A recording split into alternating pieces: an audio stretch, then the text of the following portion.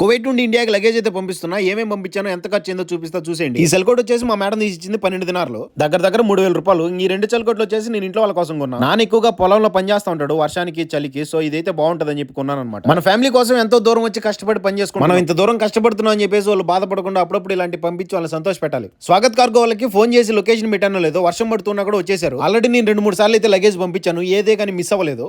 ఇంట్లో వాళ్ళ కోసం తీసుకున్న చలికోట్లతో పాటు బెడ్షీట్లు, ఇక్కడ విచ్చలవిడిగా ఖర్జూరం దొరుకుతుంది కాబట్టి ఖర్జూరం పంపిస్తున్నా. వాటితో పాటు ఒక 4-5 కేజీలు చాక్లెట్లు, పిస్తా పప్పు, బాదం పప్పు, జీడిపప్పు, చిన్నపిల్లలకు లాలీపాపులు. నేనేమేం వస్తువులు ఇచ్చానో అన్ని నా ముందరే ప్యాక్ చేశాడు. సముద్రం మీద పడవ ద్వారా పంపించుకోవాలనుకుంటే 500 ఫిల్స్ కేజీకి 40 రోజుల నుంచి 50 రోజులు అంటే 1-2 నెలల్లో చేరిపోతాయి. నేను 10 నుంచి 15 రోజులు వెళ్ళిపోవాలని చెప్పేసి ఎయిర్ కార్గో వేస్తాను. ఎయిర్ కార్గో అయితే 900 ఫిల్స్ అనమాట కేజీ. మస్తానన్నది మన పక్కూరే. ఏ వెయిట్ ఇక్కడ వేసారో అదే వెయిట్ ఇంటి దగ్గర డెలివరీ చేస్తారు. Document charge, transport charge, packing charge free. నేను నమ్మాను కాబట్టి మన వాళ్ళకి ఉపయోగపడుతుందని చెప్పేసి ఈ వీడియో చేస్తున్నాను. ఈ నెంబర్ కాల్ చేసి ఫుల్ డీటెయిల్స్ కనుక్కో. ఫ్యామిలీకి ఈ వీడియో షేర్ చేసి, లైక్ చేసి, సబ్స్క్రైబ్ చేయండి. ఉంటా, బాయ్.